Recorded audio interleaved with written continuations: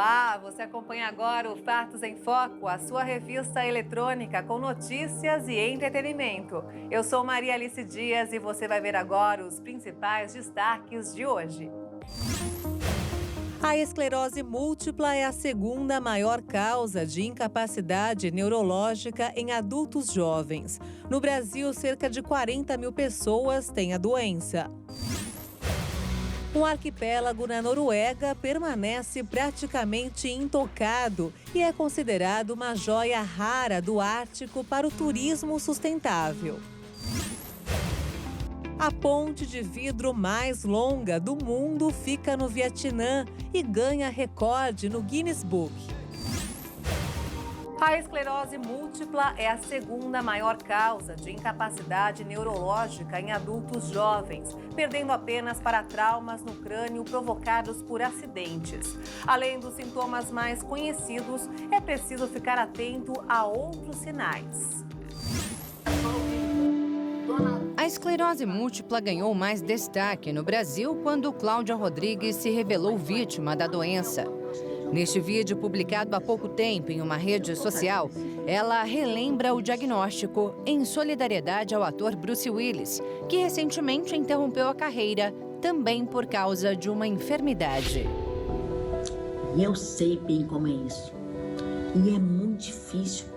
Me fez lembrar também quando eu tive que parar de trabalhar por causa da esclerose. A esclerose múltipla é uma doença autoimune neurodegenerativa. Estima-se que aqui no Brasil, cerca de 40 mil pessoas vivam com a doença. Em todo o mundo, esse número sobe para 3 milhões. E muito se engana quem pensa que ela acomete apenas pessoas mais velhas. Na verdade, ela costuma atingir jovens adultos. A média de diagnóstico aqui no país é de cerca de 34 anos. Quando a gente fala, esse nome, esse termo, doença autoimune, quer dizer que existe um processo imunológico por trás em que o nosso próprio corpo deixa de reconhecer algumas estruturas e tenta se defender dessas estruturas. Quando a gente fala em doença neurodegenerativa, quer dizer que esse processo ele acontece e vai acometendo os neurônios, de uma maneira irreversível. Mas hoje a ciência conta com tratamentos eficazes.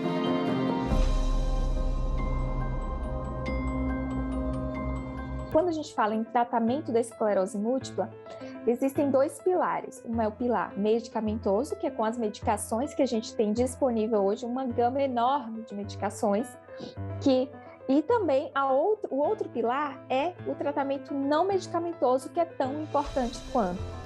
Quanto antes o tratamento for iniciado, maiores são as chances de interromper o desenvolvimento da doença. Então, atenção aos sintomas.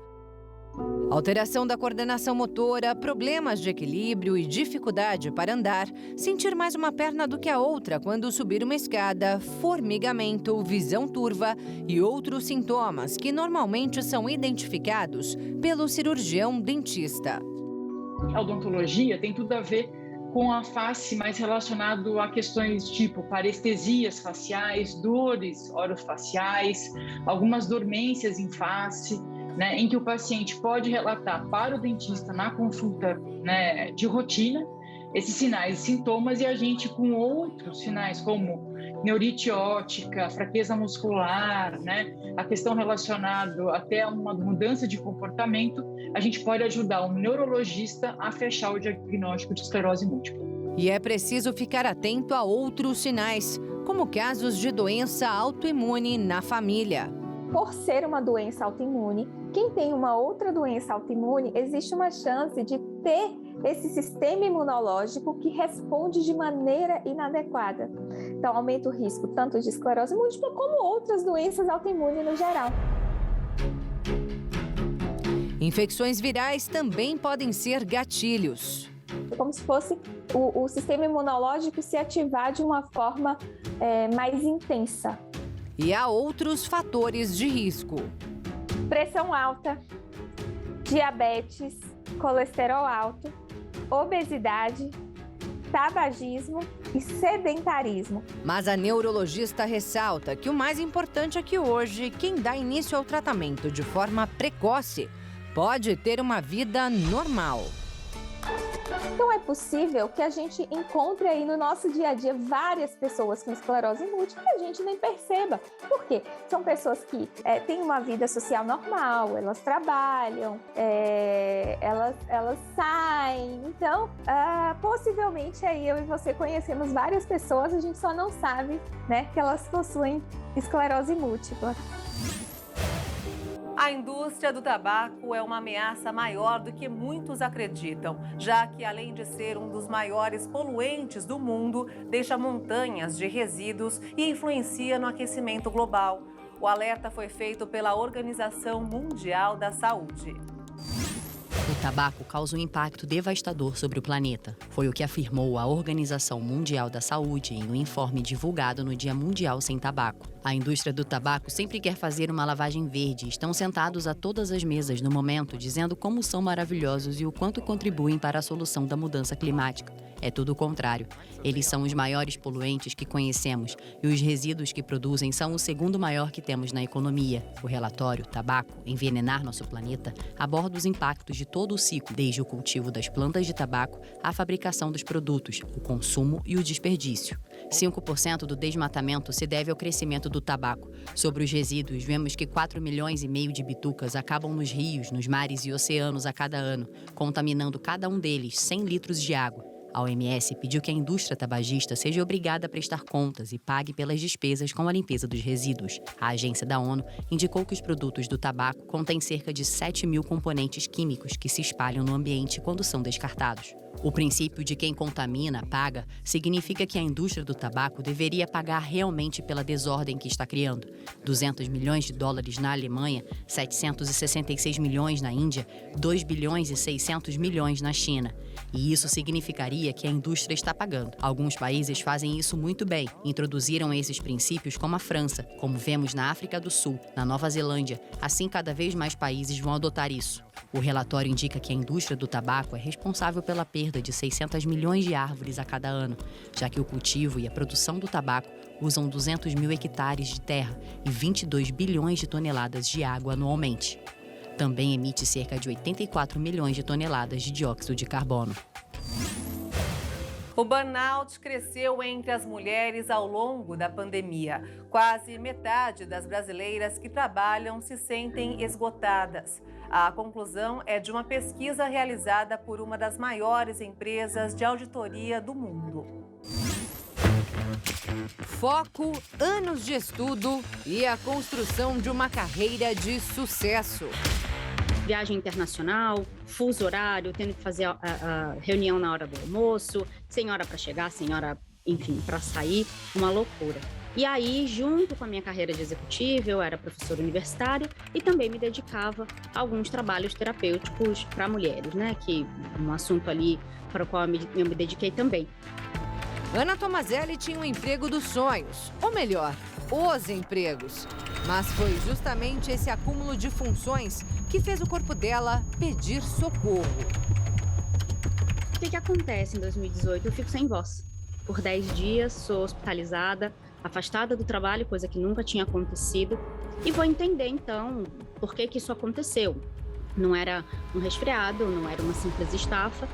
E, psicologicamente, entendi que, nesse mesmo período, um projeto que eu tinha feito, muito importante para o segmento onde eu atuava, ele foi lançado e foi divulgado na mídia, mas ele foi sem o meu nome. A resposta física estava ligada à mente. Procurei uma pessoa profissional de psicologia, contei o que estava acontecendo, iniciei ali um tratamento, um acompanhamento terapêutico. Esse profissional me indicou um profissional de psiquiatria. Falou, olha, para compor esse diagnóstico, acho importante falar com essa pessoa.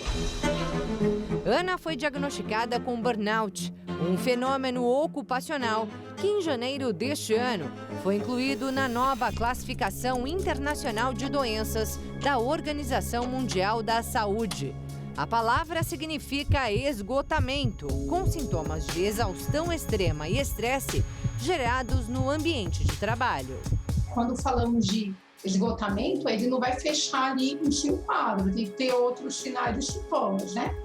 Mas se juntarmos aí o esgotamento físico e mental, ao qual aí o sujeito ele vai ficar com a produtividade menor, ele vai querer realmente não ir para o trabalho, vai querer dormir, vai dormir, mas ele vai acordar cansado, o sono não é reparador, vai ficar mais irritado, concentração vai cair, né? É um problema profissional que, especialmente para mulheres, soma-se às questões do lar e família, como relata Ana, cujos filhos, na época do diagnóstico, tinham 8 e 18 anos.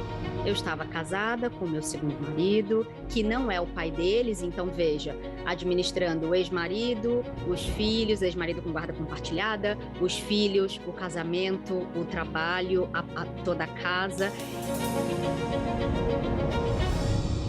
Durante a pandemia, o trabalho remoto associado aos cuidados com a casa e filhos de forma simultânea afetaram mais ainda a saúde mental feminina. O burnout aumentou bastante entre as profissionais daqui do país. Segundo um levantamento realizado pela empresa de auditoria internacional Deloitte, 44% das brasileiras afirmaram estar esgotadas. A pesquisa foi realizada entre novembro do ano passado e fevereiro deste ano, com 5.000 mulheres de 10 países, sendo 500 do Brasil. Depois de encarar o problema de frente e observar esse crescimento, que não começou agora, Ana resolveu mudar de vida e passou a dar suporte a mulheres que enfrentam o mesmo drama. Em 2019 eu fundo a ONG e aí chego em 2022 com uma relação com um trabalho muito reeditada, eu vou chamar dessa forma. Então a maneira como eu trabalho, continuo trabalhando bastante, trabalho não só na ONG, mas também trabalho numa startup de atendimento ao cliente. A organização não governamental fundada pela Ana é o IPFEM, Instituto de Pesquisa e Estudos do Feminino, que atua para ensinar a identificar e interromper os processos de violência socioemocional na família, nos relacionamentos e, claro, no trabalho. E saber que eu entrego um mundo menos difícil para alguém já compensa tudo. Mas como identificar o burnout? E o que é o sinal de alerta que você tem que pedir socorro quando você vai realizar atividades simples, que antes você sentia prazer e que agora você não sente mais prazer e você tem dificuldade até para fazer. Sabe que você quer fazer e não faz, você tem uma situação de trava. Algumas empresas hoje investem na saúde mental dos empregados, como afirma o professor Sérgio, que é também fundador da Fitter, uma startup de inteligência artificial que mede a felicidade profissional dos funcionários. A gente está sendo muito demandado por palestras para a parte de educação e as empresas agora estão começando a implantar metodologias de medir felicidade, de medir saúde mental e mais do que isso, porque só ter o dado não adianta nada. É ter o dado e interagir de uma forma positiva com as pessoas, porque elas vão produzir mais, inclusive, né? Como ex-paciente de burnout e fundadora da ONG que atua no mesmo segmento, Ana ressalta que o assunto, ainda tabu, precisa de mais atenção. Sendo um fenômeno ocupacional, a gente precisa olhar para essas relações e as empresas estão aprendendo a fazer. Não só por uma falta de vontade, mas por um desconhecimento mesmo, por uma ignorância. Então as empresas estão no caminho, estão aprendendo.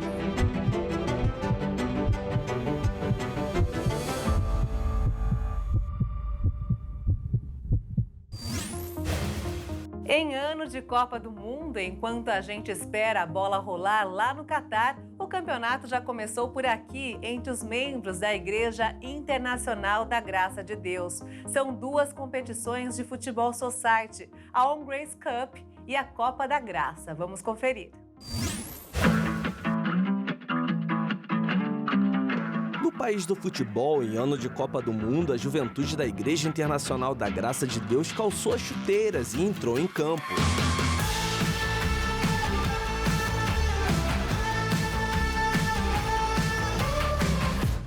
2 campeonatos simultâneos estão mobilizando o estado de São Paulo. Disputada pela primeira vez, a Grace Cup está sendo realizada na Barra Funda, zona oeste da capital paulista. Quem traz detalhes da competição é o pastor Márcio Alves, líder do movimento Jovens que Vencem.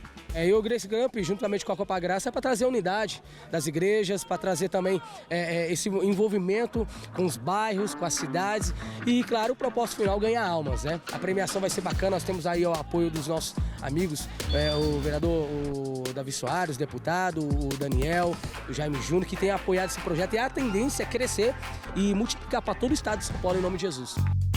Destaque do jogo de estreia do torneio, Darley Marreta falou sobre a vitória por 5-2 da equipe da sede de São Paulo sobre Diadema. Primeiramente, né, parabenizar a competição, né, o campeonato para sempre glorificar o nome de Deus, né, levar o nome da nossa igreja, a Igreja da Graça.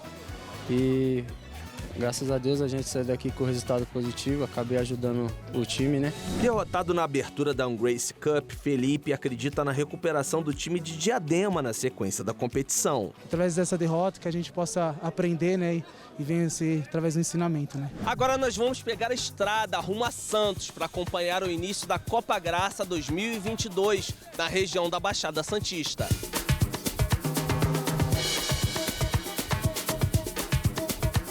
O pontapé inicial da Copa Graça foi dado aqui em Santos, em 2021, em plena pandemia.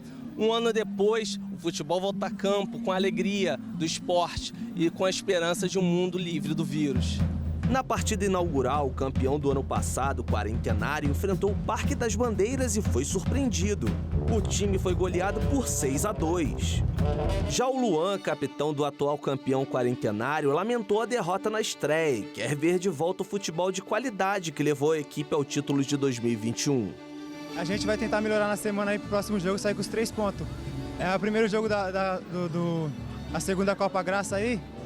A gente tem muito que acertar ainda. Os pastores Newton Bento, Wellington Silva e Eduardo Galhardo falam sobre os frutos que a Copa Graça rende após sua criação em 2021. Estamos muito satisfeitos com os resultados, muita conversão. Nosso segundo ano aqui na Baixada Santista, o ano passado um sucesso, muitos frutos, tivemos a bênção aqui. A gente queria agradecer primeiramente o Dr. Davi Soares, que é o apoiador, né? O pastor Nilton esteve conosco ano passado, também está dirigindo. E a bênção também do nosso pastor, o pastor Eduardo Galhardo, que esse ano está dobrando a unção aqui. Nós estamos aqui, a gente percebe que é uma grande organização, um profissionalismo muito grande. Isso tem chamado a atenção das pessoas de fora. O deputado federal Davi Soares também entrou em campo. Ele vestiu a camisa do Quarentenário e marcou até um gol.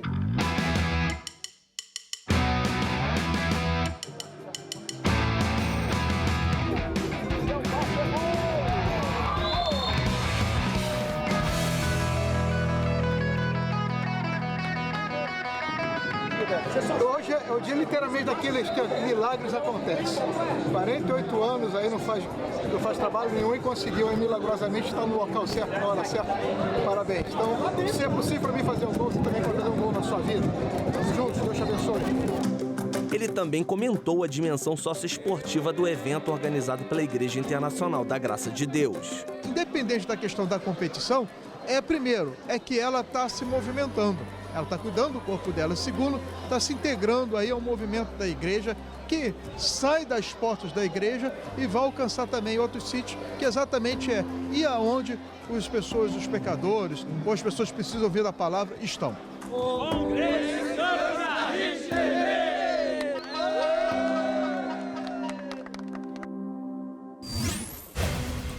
E agora nós vamos falar sobre um procedimento estético que está fazendo a cabeça dos brasileiros.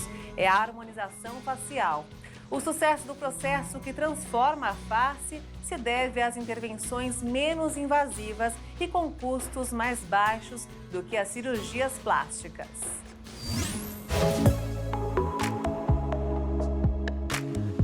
Ele conquistou os brasileiros. A cada dia, o procedimento queridinho das clínicas de estética fica mais popular entre anônimos e famosos.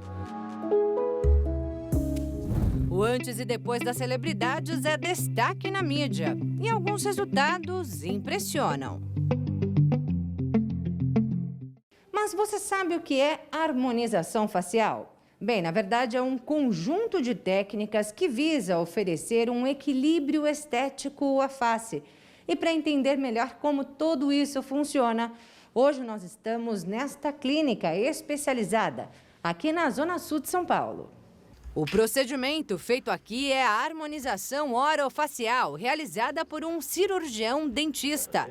A vertente da profissão que ganha cada vez mais força. Eu mesmo leciono, sou professor, coordenador da especialização em harmonização orofacial no Brasil todo. Eu tenho mais de 500 alunos mensais, no qual eu estou capacitando esses alunos para se tornarem especialistas, que são futuros profissionais que vão praticar nessa área. Então, é uma área que está muito crescente no Brasil e o dentista está chamando a atenção. Esse é o profissional que dá confiança a pacientes como a Carol, que aos 25 anos já passou por várias intervenções. Já fiz a boca, já fiz o bigode, já dei uma levantada, uma arqueada na sobrancelha. Fiz a mandíbula para dar uma marcada, uma suavizada mais na maçã. Por questões pessoais, Carol conta que vive viajando por países da Europa e Estados Unidos, mas sempre espera o retorno a São Paulo para fazer os retoques necessários ou novos procedimentos. Eu acho que o mercado aqui de estética está muito avançado e os profissionais também já têm um pouco de indicação e eu confio mais, com certeza. Eu acho que evoluiu muito o mercado de estético aqui. 3 anos atrás, quando ela começou a frequentar esse tipo de clínica, a ideia era seguir um padrão. Todo mundo tem uma referência de beleza, de a modelo, com aquele rosto, com aquela pele, com aqueles traços. Então, acho que muitas meninas, assim, muitas pessoas, mulheres, procuram isso hoje em dia, mais referências, sabe? Mas hoje ela sabe que é preciso ter cuidado, porque cada rosto é singular, assim como o atendimento e o procedimento a ser feito em cada pessoa. Cada um tem seu processo de envelhecimento, cada um tem seu desejo, a sua expectativa, tipo de pele, vai sofrer interferência de tudo, interferência genética, uma série de fatores aí estão envolvidos, só vindo aqui para saber mesmo, tem que ser muito personalizado esse tipo de tratamento. Para chegar ao equilíbrio de cada rosto, são várias as intervenções realizadas. Faço muita bichectomia para afinar o rosto, a papada, como você citou, que pode ser enzimática, com aplicação de enzima para remover gordura, que é uma alternativa da lipo cirúrgica de papada, que eu também faço, também realizo aqui. Aí tem os fios de sustentação, fios que também bioestimulam, a olheira que a gente pode preencher. E na comparação com a cirurgia plástica, os valores são mais acessíveis. Mas as intervenções precisam de retoques periódicos. Lembrando que o processo de envelhecimento continua e, além disso, também, de cada caso ser um caso, tem que ser um tratamento, nada vai ser imediato. A pessoa chegou aqui, sofreu aquele processo durante 40, 50 anos, não vai ser resolvido numa única aplicação, numa única consulta. Isso é muito difícil. A gente consegue melhorar? Consegue. Mas, infelizmente, a internet, as pessoas imaginam algum resultado da harmonização facial muito num toque de mágica, e não é bem assim. Só que nem todo o resultado agrada. A boa notícia é que dá para voltar atrás, mas depende do produto utilizado. Existem procedimentos materiais utilizados que não conseguem reverter e alguns outros materiais que conseguem reverter, como, por exemplo, o ácido hialurônico é um preenchedor que a gente consegue reverter. Atualmente, mais de 80% dos profissionais utilizam do ácido hialurônico, os profissionais, eu digo, que atuam nessa área, então conseguem reverter o procedimento. Por N motivos, ou porque a pessoa não gostou, ou porque aconteceu algum tipo de intercorrência e tem que retirar o produto. O cantor Lucas Luco, por exemplo, reverteu o procedimento porque estranhou o resultado. Nas redes sociais, ele se declarou satisfeito por ter voltado a se reconhecer depois que o rosto voltou ao normal. A Carol também já exagerou na dose. Passei um pouco do limite na mandíbula um tempo atrás. Eu acho que preencheu muito, teve muito produto, mas não foi nada grave assim que pudesse consertar. É importante tomar cuidado, ir com calma, fazer alterações sem mudar a essência e, claro, seguir a recomendação do especialista. É interessante procurar saber o que o profissional está utilizando, se ele sabe utilizar, por que está utilizando, se ele é capacitado para isso, quanto tempo ele realiza esse procedimento, se ele é especialista ou não, qual o material que ele está usando, até a marca do material, se está conceituado, se tem Anvisa ou não. Tudo isso é muito importante, são dicas para o paciente que hoje em dia é muito fácil de pesquisar. Mais do que estética, segundo o dentista, a harmonização facial chega para transformar também o interior das pessoas. Está até relacionado até à saúde, né? O bem-estar psicológico do paciente, né? Da população de uma maneira geral. Então a harmonização não é só para deixar mais bonito, mas também para deixar mentalmente mais saudável. Na Noruega, o arquipélago de Svalbard permanece praticamente intocado. Turistas aproveitam para uma experiência próxima à natureza, enquanto autoridades buscam mais sustentabilidade. Lar de ursos polares, cenário do sol da meia-noite, palco da aurora boreal. Este arquipélago norueguês aninhado no Ártico tenta aproveitar a natureza intocada para o turismo, mas sem arruiná-la. O arquipélago de Svalbard fica a 1.300 quilômetros do Polo Norte e é acessível por voo comercial. Os visitantes têm à disposição vastas extensões de deserto, com majestosas montanhas, geleiras e fiordes que um dia já foram congelados.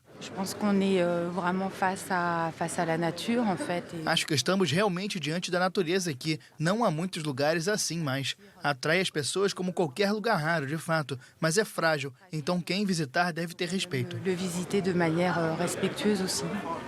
Svalbard está agora na linha de frente das mudanças climáticas, com o Ártico aquecendo 3 vezes mais rápido do que a média do planeta. As minas de carvão, que deram origem aos primeiros assentamentos humanos no local, fecharam ao longo dos anos e o turismo se tornou um dos principais pilares da economia local. Cerca de 140 mil pessoas visitam a região a cada ano, de acordo com dados de antes da pandemia. Mais de 60% do território está sob proteção governamental. Assim como os 3 mil moradores locais, os visitantes precisam seguir regras rígidas que os impedem de incomodar os animais ou colher flores em um ecossistema quase desprovido de vegetação. O grande problema aqui é o transporte de e para Svalbard, ambos do turismo, mas também para quem mora aqui. Temos uma pegada climática per capita que é insana. Outro problema é a geração de energia, que vem de uma usina a carvão, um dos vilões das mudanças climáticas. Por isso, autoridades planejam investir em energias renováveis e reduzir as emissões em até 80% até 2030. E essa é para quem é apaixonado por basquete e fã dos astros da NBA. O NBA House volta a São Paulo para comemorar os 75 anos da principal liga do basquete mundial. Olha só.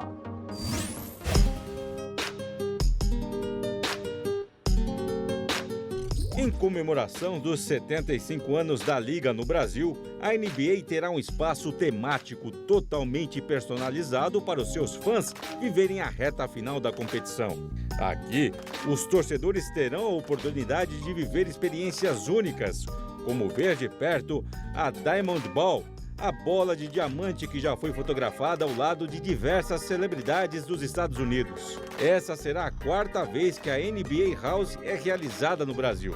A estreia foi em 2016, durante as Olimpíadas do Rio, e em 2019 teve a presença de mais de 30 mil pessoas em São Paulo.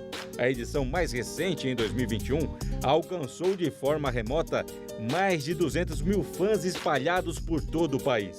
Este ano, a NBA House volta a ser realizada com a presença do público e vai homenagear o passado, o presente e o futuro da Liga, em 18 dias de evento.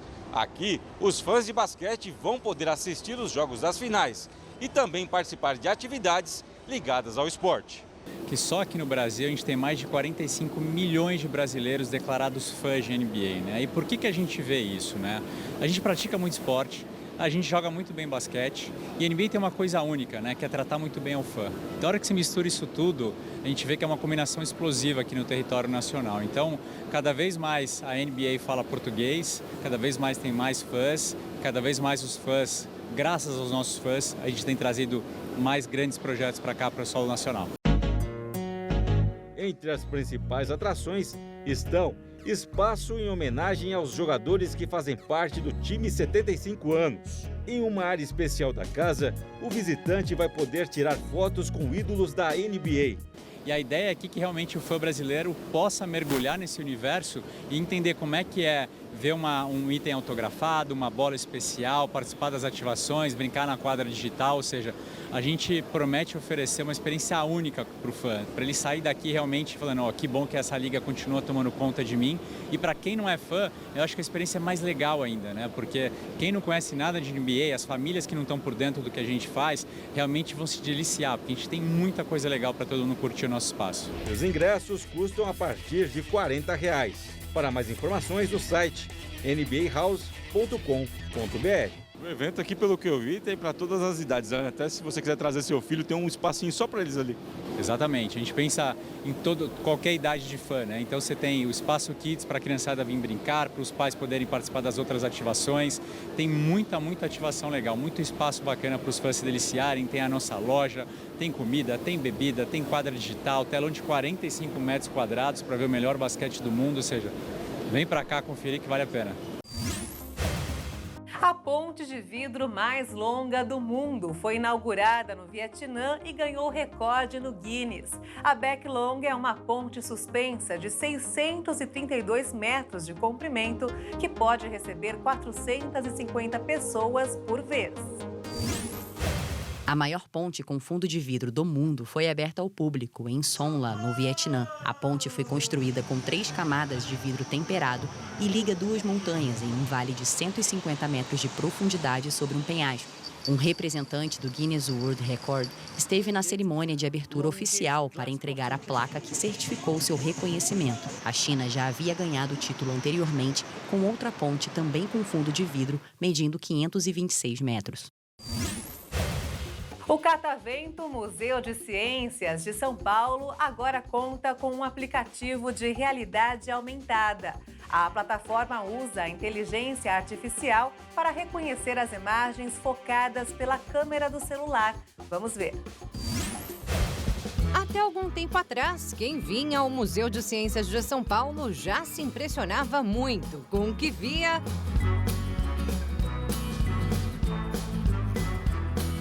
e experimentava.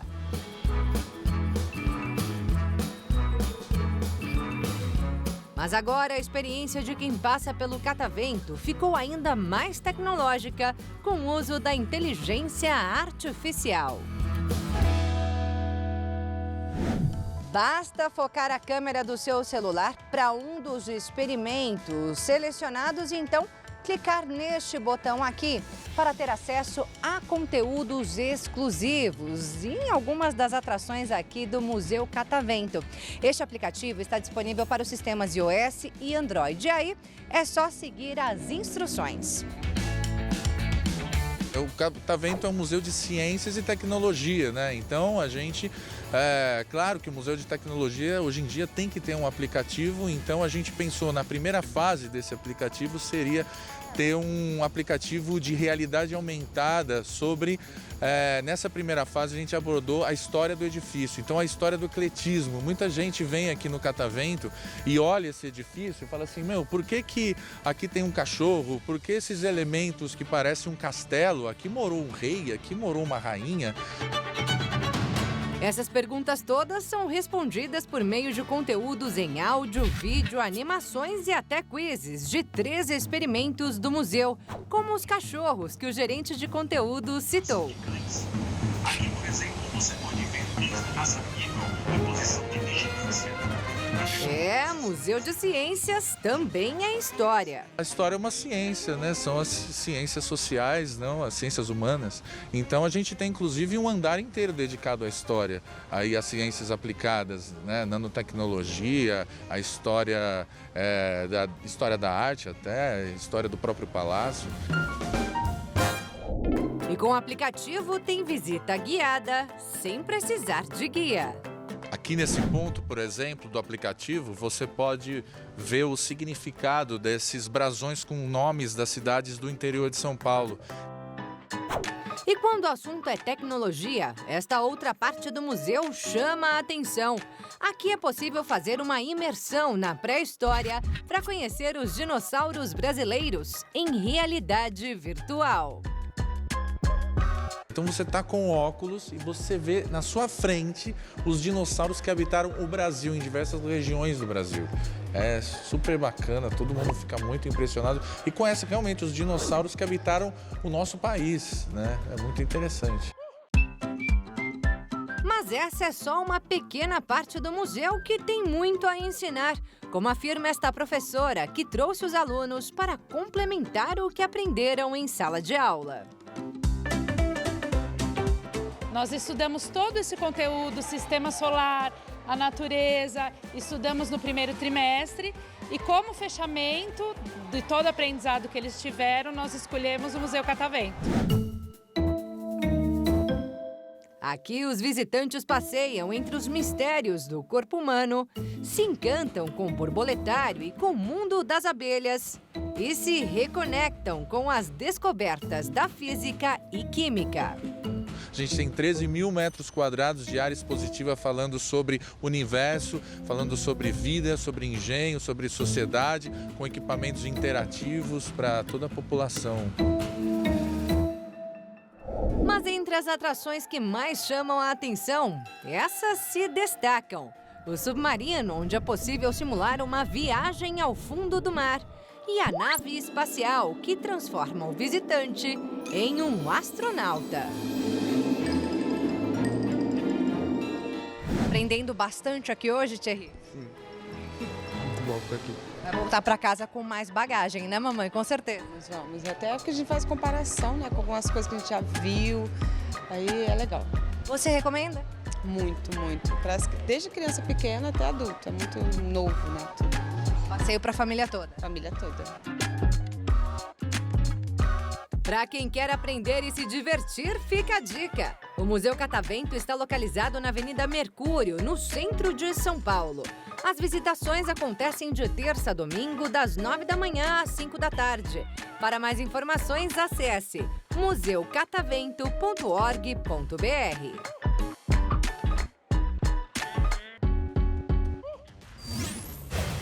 E o Fatos em Foco fica por aqui. Se quiser rever as reportagens desta edição, acompanhe as nossas redes sociais.